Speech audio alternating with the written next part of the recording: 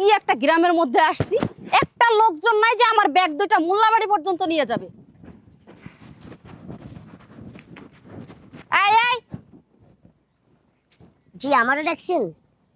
এখানে তো আশেপাশে কাউকে দেখছি না তোকে ছাড়া, তোকে তো ডাকছি। শোন, আমার এই ব্যাগ দুটো নিয়ে চল। কি ব্যাগ আমি নিমু? হ্যাঁ, এ তো অবাক হওয়ার কি আছে, তোকে বলছি নে ব্যাগ দুটো নে। আসলে ব্যাগ দুটো নিয়ে আমি কোন জায়গায় যাব? আসলে আমি মোল্লাবাড়িতে যাব, আমি মোল্লাবাড়ির মেয়ে। নে, এত কথা বলিস না, 50টা টাকা দিব তোকে, নে ধর, ফালাই দিস না জানো আবার। নে মাথায় নে এটা, চল আয়। আসসালামু আলাইকুম। ওয়ালাইকুম আসসালাম। এই দেখছস আমার কি পাওয়ার? হ্যাঁ, আর তোরে কইছি যে আমার ব্যাগটা নিতে, তুই ব্যাগটা নিতে যে কত ইতস্ততা বোধ দেখাইলি। চল হাট। ঠিক আছে। এই তাড়াতাড়ি আয়, দেখিস আমার ব্যাগটা যেন পড়ে যায় না, পড়লে কিন্তু তোর খবর আছে। ভাইয়া, তুমি আর কি চোখে দেখো না? হ্যাঁ, আসসালামু আলাইকুম। স্যার আপনি? স্যার আপনার মতো ব্যাগ কেন? কি বলছিস ভাই এসব? এই কামলাটা তোর ছাড় হয় কেন? আর তুই ওকে সালাম কেন দিলি? এই তুই কি পাগলের মতো বলতেছিস? তুই ঠিক মারতো। স্যার আপনার এই অবস্থা কেন? আর কি এটা কার ব্যাগ? শোন ভাই, এটা আমার ব্যাগ, আগে আমার প্রশ্নের উত্তর দে। তুই এই কামলাটাকে কেন স্যার বলছিস?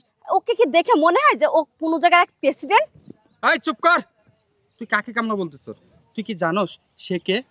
সে কে? হ্যাঁ, হতে পারে কোনো এক কামলা, চাষা, আবার কে হবে? ওকে দিয়ে শোন, আমি আমার ব্যাগটা নিয়ে বাড়িতে নিয়ে যাচ্ছি। অনেক দূর থেকে আসছে, আমার মাথাটা গরম করাস না, চল বাড়িতে চল। শোন না, এই স্যার যদি না থাকতো আজকে তুই ভার্সিটিতে লেখাপড়া করতে পারতি না। এই স্যারের সম্পূর্ণ অবদান। আর তুই কি না এই স্যারের কি তুই তোর ব্যাগগুলো তুই স্যারের জানাইছস? স্যার আমার মাফ করে দেন। আরে না না, আপনার তো কোনো দোষ নাই। আসলে শোনেন, আমি আপনার একটা কথা বলি।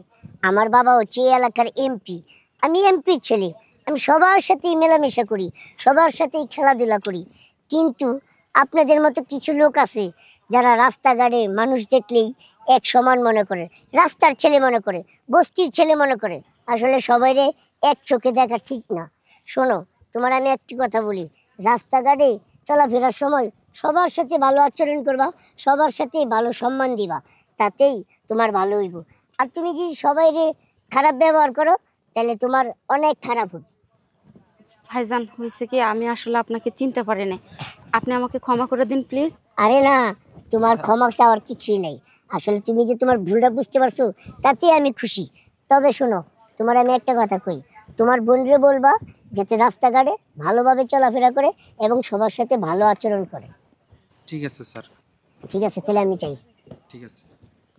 আর শোন, রাস্তাঘাটে চলার টাইম দেখ হয় না চলবি। আর তোরা কি না, চল সাইকেলের পিছনে বস।